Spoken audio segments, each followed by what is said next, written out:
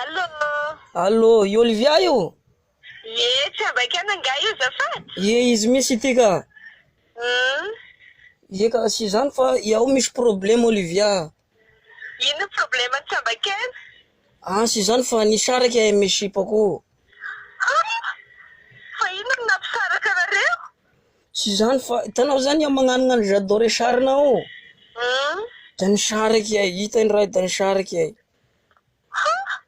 De zany nampisaraka anareo raha karaha zany? Ie ka, raha koa zany nampisaraky anay. Hafahafa koa zany sady problème be. De ino zany mba fanapahan-kevitra raisinao am'zany? Sy zany fa defa anao zany ny solony e, da anao zany sipako manomboka izao. Ino no dirako am'zany e?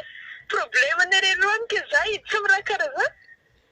Ka io anie avy aminao, avy amina magnisy j'adore sarinao nampisaraky anay, dikan'izany anao solony. Za zay tsy miditra amy raha karaha zany e. Tena ny zafady. Fa nagnino? Kianao koa nda tianao j'adore sarina ka fa tsy za koa njo niforcé anao e. Sy zay fa defa nisaraky amy sipako, da nao solony Olivia e, da nao solony sipako manomboka izao. Sarosarotra be e. Sarosarotry be koa e. Kizy, za koa fa manambady e, fa tô mariage sera zay. Ke fomba ahoana moa zany nde mekimekeko anao? Zany tsy problème tokony madame-nao njo tenenanao am'zany. Tonga da anileo ny mariage nareo fa nisy avy amin'ny aho magnisy j'adore sarinao e nampisaraky anay amy sipako, dikan'izany anao ny sipako manomboka izao eo.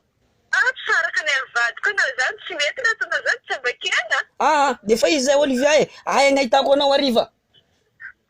Zafady aminao e, za mato vadiko anaranaraka anao anke.